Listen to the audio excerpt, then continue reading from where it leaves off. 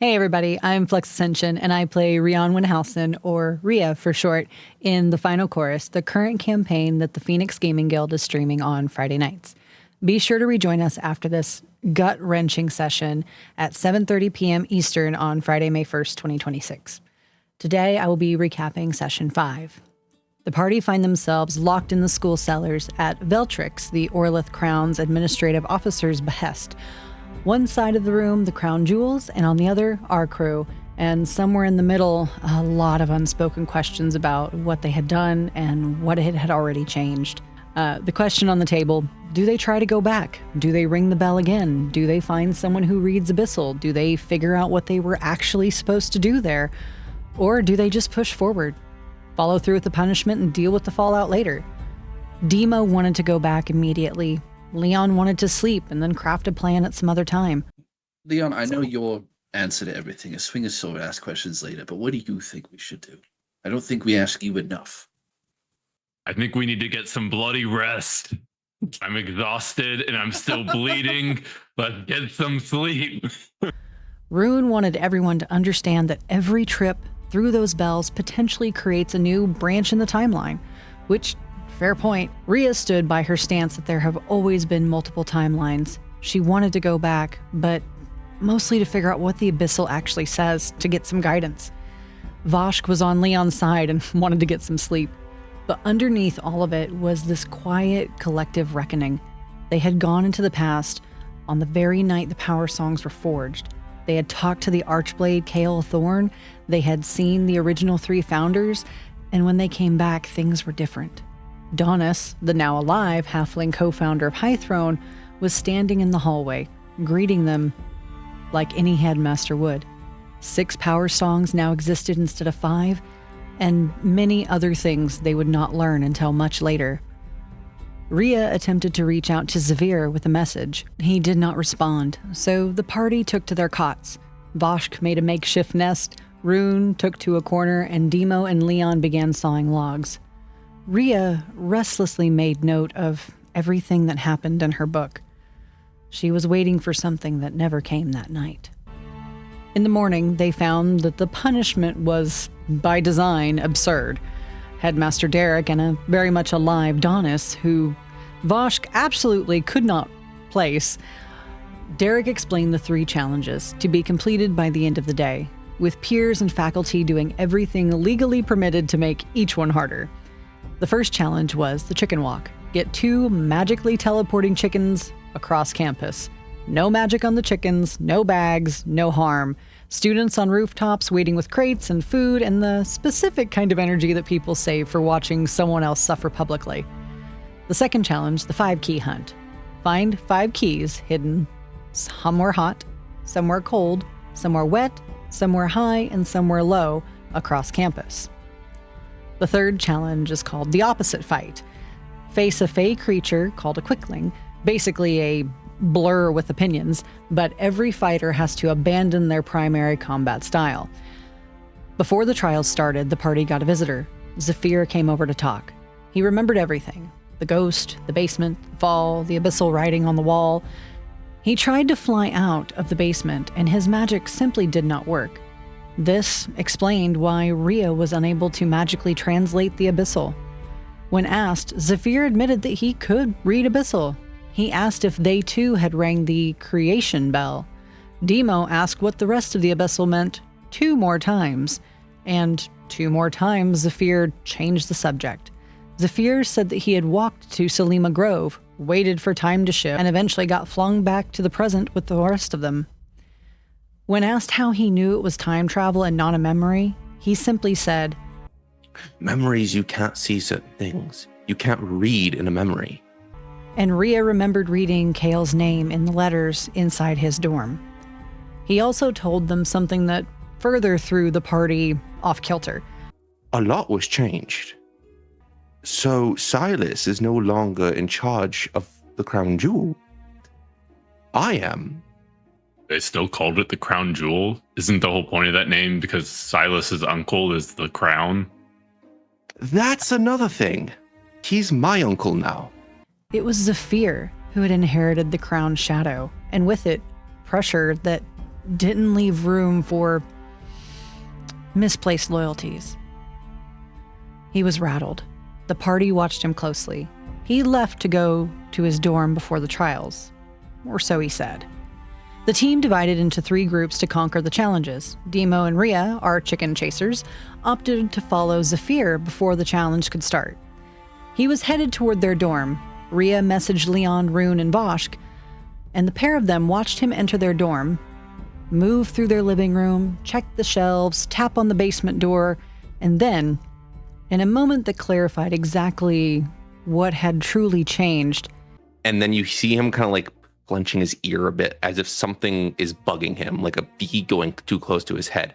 Then he turns full force looking at a wall. All right, shut the fuck up. I'm looking for it, okay? I don't know where they would put it, but I will find it. Then Voshk made his way to the dorm and walked in.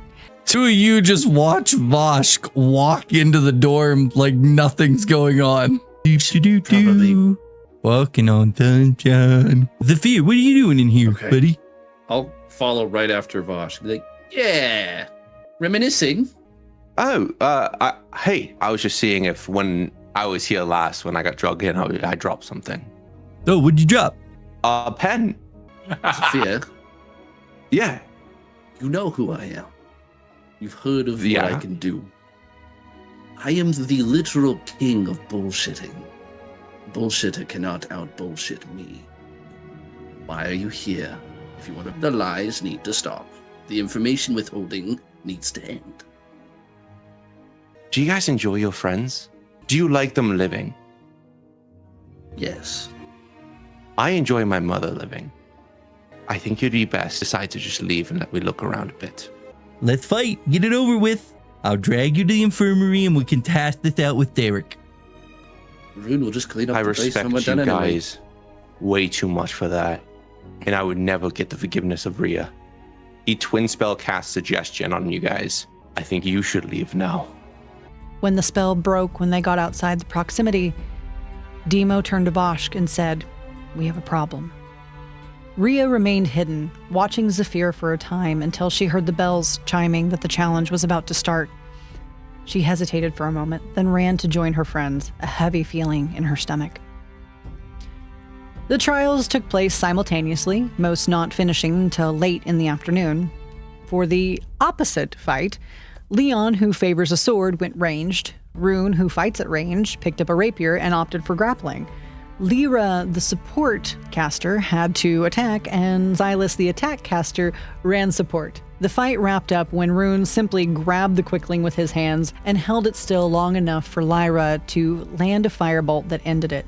For the chicken chasers, the chickens were herded through their cages through a combination of misty steps, intermittent time stops, gust of wind used sideways on a crate, and a Ronin's genuinely impressive willingness to hurl himself into things.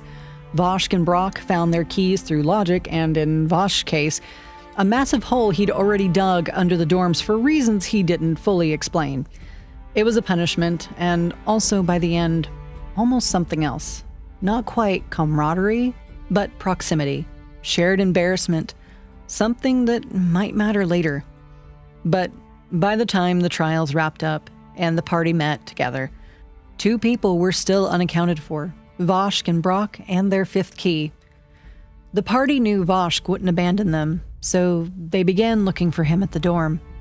Before the rest of the party could arrive, Voshk and Brock upstairs could hear 2 sets of feet below them.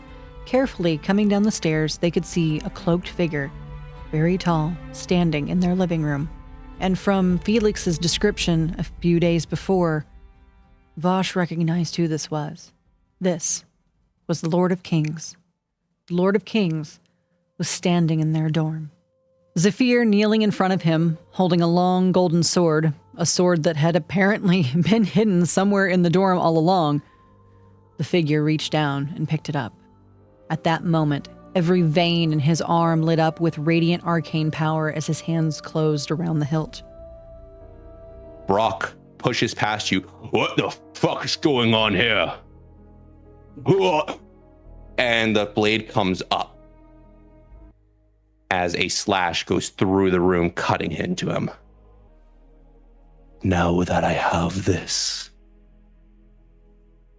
we can begin.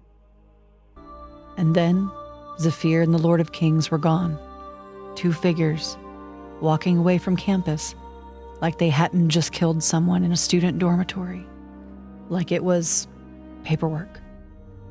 The party came in from the street in time to see them fading into the distance. Voshk, whose green skin had gone as close to white as it could, was standing over Brock's body. Rhea was going to find Derek, was going to find someone who could do something, anything.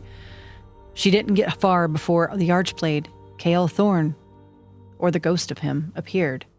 This time, instead of the infernal purple that he had been, he was almost ethereal. You guys, he found my song. You can't let him have that. You can't let him have it.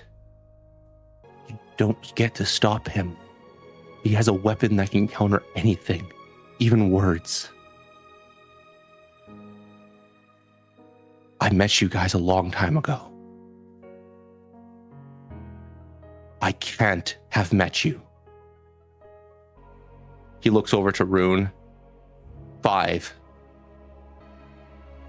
Rune's gonna just go knock on the door 5 times. And the door opens up, and it doesn't suck you in this time. You can save him, and he looks down to Brock's body. You can rewrite what happened to that poor, lost Janansi. It's going to be hard. Each of those trials, they're there for a reason. You have to be an observer no matter how hard it is. Just before they all went through, Rhea and Rune both looked up through the clear panels of the stained glass in the dorm window. Through that beautiful colored glass window that you've had added in. To the left and right are clear ones to see the night sky and the stars above. Not a single star is filling this night sky. It almost looks like one by one, they are being sucked out. No, not again. He's not taking his time. We need to go back quick. We have to go now. Go. Which meant they were out of time, and they were the only ones who could do anything about it. No headmasters, no leaders, no administrators, just 5 students who went through that door. And instead of a fall, instead of the endless stomach-dropping void, it was just one step down. And in front of them, the 4 bells in a circle, waiting. Voshk rang the purple bell this time. The world turned to watercolor around them and rebuilt themselves, once again setting them down in the old school grounds, the original High Throne. Before the War of Songs, before everything they'd accidentally changed, 5 of them, 1 version each, all the history they'd accumulated melded into one, all of them standing there, together. The party is in the past, with a second chance they're not entirely sure they deserve. But what do you do when the timeline breaks and you're the ones holding the pieces? Tune in next week to find out. We are the Phoenix Gaming Guild, and this is the final chorus. See you at the table.